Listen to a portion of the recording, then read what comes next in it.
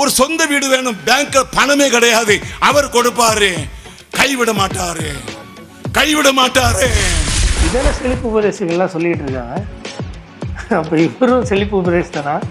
ஜென்ரலாக எல்லாருமே செழிப்பு உபதேசங்கள் தான். கர்த்தர் இந்த உலகத்திற்கு இனி செய்ய போவதை உங்களுக்கு மறைக்க மாட்டார், முன்னக்கூட்டியே வெளிப்படுத்தி விடுவார். அப்படிலாம் இல்லைங்க. யாருங்க சொன்னா? எல்லாத்தையுமே சொல்லிடுவாரா? நான் ஒரு விஷயத்த நோவாக்கு மறைப்பேனோன்னாரு.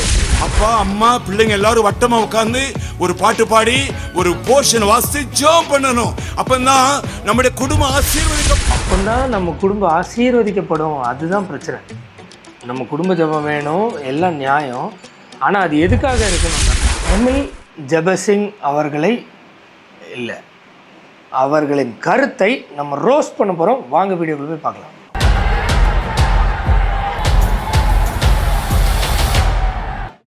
நீதிமான்களாக உத்தமர்களாக கர்த்தரோடு சஞ்சரிக்கிறவர்களாக நீங்கள் வரும் பொழுது உங்களுக்கு என்ன கிடைக்கும்? எனக்கு என்ன கிடைக்கும்? நான் இப்படி வந்தால் எனக்கு என்ன கிடைக்கும் அப்படின்னா, கூலி வாங்கிறதுக்காக வரோம். நான் இதை செஞ்சால் எனக்கு என்ன கிடைக்கும்? என்ன டிமாண்ட் பண்ணுறோமா, பேரம் பேசுகிறோமா? அவர் எனக்கு செஞ்சதுனால நான் செய்கிறேன், சந்தோஷமாக செய்கிறேன் அப்படின்னு வரணுமா? இல்லை நான் இப்படி இருந்தால் எனக்கு என்ன கிடைக்கும்னு வரணுமா?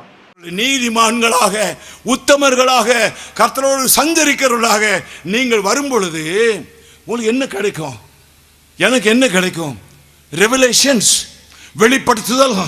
நாளைக்கு அடுத்த வாரம் அடுத்த மாதம் நம்ம பிள்ளைக்கு என்ன நடக்கும் என்பதை ஆண்டவர் முன்னக்கூட்டியே சொல்லி கொடுத்துருவாரு. அதாவது சிலர்லாம் தங்கள் எண்ணங்களுக்கு என்னென்ன தோணுதோ அது எல்லாமே ஆண்டவர் தான் முன்னக்கூட்டியே சொல்லி கொடுக்குறாருன்னு நினச்சிக்கிறாங்கன்னு நினைக்கிறேன். அதனால தான் நம்ம இப்படிலாம் நடந்தால் நமக்கு என்னென்ன நடக்கும்னு முன்னக்கூட்டியே சொல்லி கொடுத்துருவாருன்றாங்க. அப்படிலாம் இல்லை. அப்படி இருந்திருந்தா பெரிய பெரிய தீர்க்கதரிசிகள்லாம் வெனிசுலாவில் நடக்கும்னு சொல்லியிருக்கணும், சொல்லலை. ஏன் தமிழ்நாட்டில் சினிமா பிரபலங்கள் இஷ்டத்துக்கு டக்கு டக்கு டக்குன்னு மறிப்பாங்கன்னு சொல்லியிருக்கணும், சொல்லலை. குருட்டாம்போக்கில் அடிச்சு விட்டது நிறையா இருக்குது, ஆனால் துல்லியமாக சொன்னது எதுவுமே இல்லை. ஏன்னா அப்படி எல்லாருக்கும் எல்லாத்தையும் ஆண்டவர் சொல்லணும்னு ஒரு சட்டம் இல்லை. ஆனால் ஒரு சட்டம் இருக்கிற மாதிரி நீங்கள் மக்களுக்கு உபதேசம் பண்ணுறதே ஒரு பிழையான விஷயம்தான். உங்களை கிளியராக நடத்துவார். உங்களுடைய பிள்ளைகளுடைய ஃபியூச்சரை பற்றி நீங்கள் கவலைப்பட வேண்டிய அவசியமே இல்லை. ஒன்றையும் குறித்து கவலைப்படாதீங்கள்னு வசனம் இருக்குது, சரியா? நீ கவலைப்படுறதுனால ஒரு முளம் கூட்டவும் முடியாது, குறைக்கவும் முடியாதுன்னு இருக்குது. அதனால் கவலைப்படுறது ஒரு யூஸ் இல்லை. ரெண்டாவது, நம்ம இந்த உலகத்தில் இது அனித்தியமானது, நித்தியமாக வாழ போகிறோம், அதுதான் பர்மனெண்ட், இது ஒரு மேட்டரியில் பாசிங் க்ளவுட் மாதிரி அப்படின்றதுக்குள்ளே போயிடும். அப்படின்ற மைண்ட் செட்டில் இருந்தாலும் நீங்கள் கவலைப்பட வேண்டாம். ஆனால் நான் இப்படிலாம் நடந்துட்டேன்னா நான் ஒன்றையும் கவலைப்பட வேண்டாம், ஏன்னா எனக்கு முன்னக்கூட்டியே சொல்லிடுவார் அப்படின்றது மிகப்பெரிய பிரச்சனை, தவறான உபதேசம். கர்த்தரிடத்தில் நீங்கள் ஒப்பு கொடுக்கும் பொழுது உங்கள் மகளுக்கு வேண்டிய துணைவனை வாசலுக்கு கொண்டு வருவார்.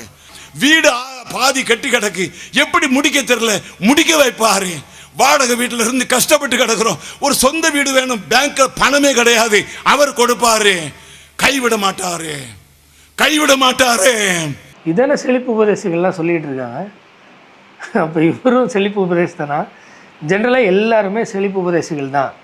என்ன அவங்க இதை மட்டுமே சொல்லிகிட்டு இருப்பாங்க, இவங்க இதையும் சொல்லிவிட்டு நீ நீதியாக வாழணும், பரிசுத்தமாக வாழணும்னு 2 வார்த்தை எக்ஸ்ட்ரா போட்டுப்பாங்க. அவ்வளோதான் வித்தியாசம், வேறு ஒன்றும் கிடையாது. ரெண்டாவது, நான் நீதியாக வாழ்ந்தால் என் மகளுக்கு வாசலில் கொண்டு வருவார் துணைவி. யார் சொன்னா? நான் பிரிவினையே உண்டாக்க வந்தேன்னு ஆண்டவர் சொல்கிறார். நான் நீதியாக வாழ்ந்தால், நான் உண்மையிலே ஆண்டவரோட பிள்ளையாக வாழ்ந்தால் பல பேருக்கு என்னை பிடிக்காமல் போய்டும், ஓரம் கட்டிடுவாங்க.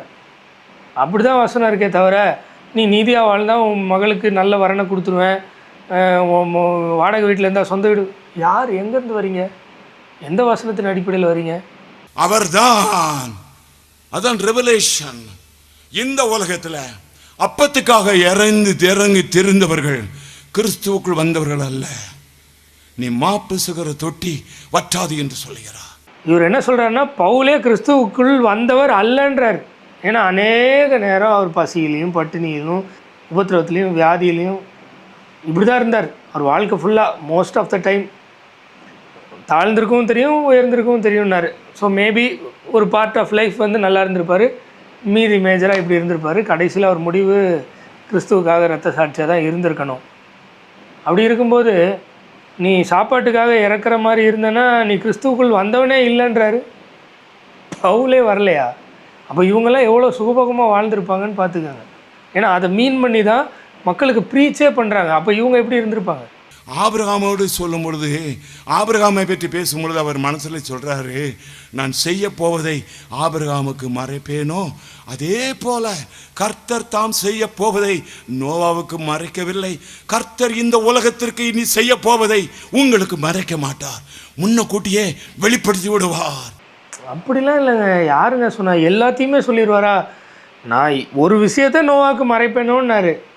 அதுக்கப்புறம் நோவாவுக்கு அவன் குடிச்சு வெறிச்சு கிடப்பான், இப்படி பார்ப்பாங்க, இவனை சபிப்பான் அப்படிலாம் முன்னக்கூட்டியே வெளிப்படுத்தினாரா? அதனால் அவன் குடிச்சு வெறிக்காமல் உஷாராக இருந்தானா?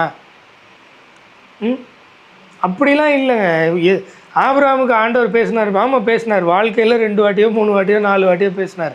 அதுக்கப்புறம் ஏன்னா எனக்கு தெரிஞ்ச ஒருத்தர் பிதாவின் சித்தம்னு இருந்தார். இன்னைக்கு காலையில் சாப்பிட்ணுமா வேணாமான்னு பிதாவின் சித்தத்தை கேட்டியா? 1 இட்லி சாப்பிட்ணுமா 2 இட்லி சாப்பிட்ணுமான்னு பிதாவின் சித்தம் கேட்டியா? தேங்காய் சட்னி ஊட்டணுமா தக்காளி சட்னி ஊட்டணுமா? நான் விளையாட்டுக்கெலாம் சொல்லலை. அவர் பேசுகிறது வேறு. அவர் கொஞ்சம் வயசு, பேசுகிறதே நல்ல மனுஷன், நான் அதில் எதுவும் சொல்லலை. ஆனால் அவருக்கு உள்ள ஒரு தவறான பிலீஃப், பிதாவின் சித்தம் கேட்டு தான் எதாக இருந்தாலும் செய்யணும். அப்போ நான் பல் வளர்க்கணுமா இல்லையான்னு பிதாவின் சித்தம் கேட்கணும். 1 இட்லி சாப்பிடணுமா 2 இட்லி சாப்பிடணும், அப்படி ஆண்டவர் பேசினே இருப்பேன் சொல்லினே இருப்பேன் அப்படின்னாரா? இப்போ அதுக்காக நான் ஆண்டவர் பேச மாட்டார் அதெல்லாம் நான் சொல்ல வரல. நீங்கள் ஒரு உபதேசத்தை கொண்டு ஒரு மாதிரி ஆக்கி விட்றாதீங்க மக்களன்ற.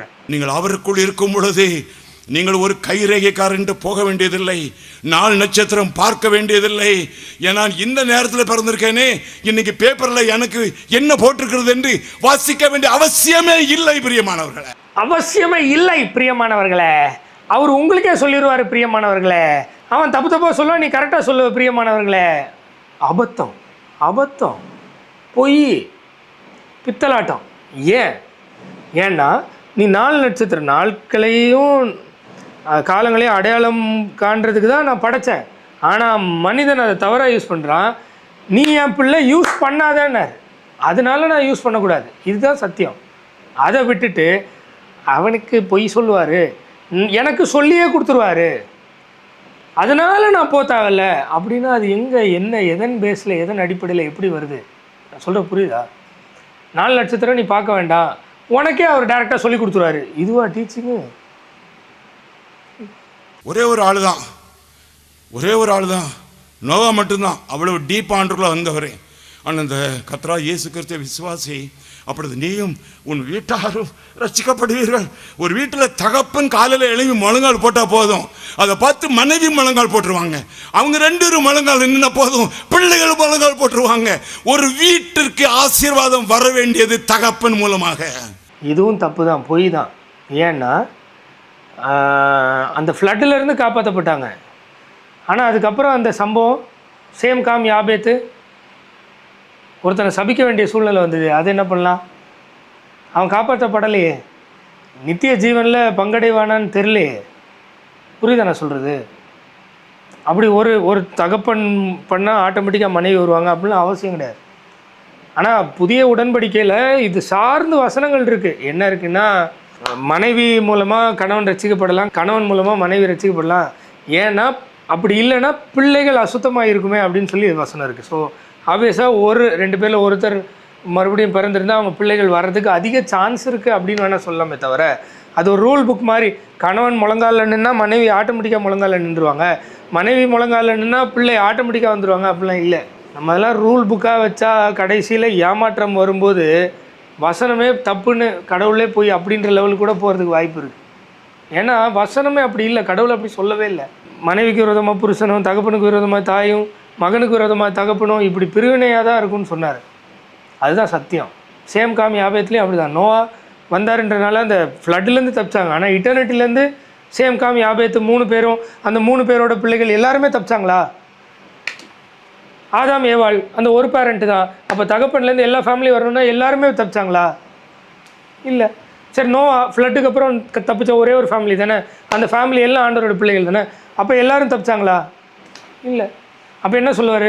நோவா ஃப்ளட்டுக்கு முன்னாடி நல்லா ஜெபம் பண்ணார், அதனால் ஃப்ளட்லேருந்து எல்லோரும் தப்பிச்சாங்க. ஃப்ளட்டுக்கு அப்புறம் நோவா சரியாக ஜெபம் பண்ணல, அதனால எல்லோரும் போயிட்டாங்க. அப்போ என் பிள்ளைகள் ஏதாவது மோசமாக போகுதுன்னா அதுக்கு காரணம் நானா? ஆண்டவரே சொல்லிட்டாரு, தகப்பனுடைய அநியாயத்தை பிள்ளைகிட்ட கேட்க மாட்டேன், பிள்ளையோட அநியாயத்தை தகப்பன்கிட்ட கேட்க மாட்டேன். அப்புறம் தகப்பன் முழங்கால் போட வேண்டும். அருமையானவர்களே, நோவா குடும்பத்தின் தலைவன். அவன் ஆண்டவரை ஏற்றுக்கொண்டு அவருக்கு மரியாதை கொடுத்தான். அந்த மரியாதை அவன் மனைவிக்கு போகுது, பிள்ளைகளுக்கு போகுது, பிள்ளைகளுடைய மனைவிமாருக்கு போகுது. அத்தனை பேருக்கும் sanctioned. The privilege was sanctioned. சான்ஸே இல்லை. அவங்கவுங்களோட இதுக்கு அவங்கவுங்க பொறுப்பு. இங்கேருந்து அடுத்து எக்ஸ்ட்ரா அப்படின்றதுலாம் எனக்கு தெரிஞ்சு வேதத்தின் சத்தியத்தில் வாய்ப்பில்லை ராசா, வாய்ப்பே இல்லை. நீங்கள் காலையில் எழும்பி முழங்கால் போட்டு ஜெபிக்கிற அந்த நேரம் உங்களுக்கு இல்லைன்னா நீங்கள் கர்த்தரோடு சஞ்சரிக்க முடியாது. உங்களுக்கு குடும்ப ஜெபம் இருக்கணும். அப்பா அம்மா பிள்ளைங்க எல்லாரும் வட்டமாக உட்காந்து ஒரு பாட்டு பாடி ஒரு போர்ஷன் வாசித்து ஜெபம் பண்ணணும். அப்போதான் நம்முடைய குடும்பம் அப்போதான் நம்ம குடும்பம் ஆசீர்வதிக்கப்படும். அதுதான் பிரச்சனை. நம்ம குடும்ப ஜெபம் வேணும், எல்லாம் நியாயம். ஆனால் அது எதுக்காக இருக்கணும்னா, உண்மையிலே ஆண்டவர் மீது இருக்கிற அன்பு நிமித்தம் ஒரு ஃபெலோஷிப்பில் இருக்கணும், ஃபேமிலியை நல்லா லீட் பண்ணணும், அதுக்காக இருக்கணும். ஆனால் அப்போ தான் நம்ம குடும்பம் ஆசீர்வதிக்கப்படும். நம்ம குடும்பம் நாசமாக போகிறதுக்கு காரணம் ஜபத்தை விட்டுட்டோம், அதனால தான் ஜபத்தை போடுங்கடா அப்படின்னு சொல்லி அந்த மைண்ட் செட்டில் மக்கள் வரக்கூடாது. அடுத்து இவர் குடும்பத்திலேருந்து ஆரம்பித்து பிள்ளைகளை எப்படி வளர்க்கணும்னு சொல்லுவார். அது பைபிள்லேருந்து டெட் அகெயின்ஸ்டாக எக்ஸ்ட்ரீமாக இருக்கும். அதை நம்ம பைபிள் கிறிஸ்டியானிட்டி சேனலில் பார்ப்போம். இப்போ இதுவுமே என்னென்னா, எனக்கு எம்எல் ஜெபசிங்கை பிடிக்காதுனோ இல்லை, யாரையுமே அப்படி இல்லை. என்னோடய இன்டென்ஷன் அவங்க சொல்கிறது வேதத்தின் அடிப்படையில் இல்லாமல் இருந்தால் இப்படி இருக்குதுன்னு நான் மக்களுக்கு காட்டணும்னு நினைக்கிறேன், ஆசைப்படுறேன். அது என்னுடைய விருப்பமாக இருக்குது, அது செய்கிறேன். அவ்வளோதான்.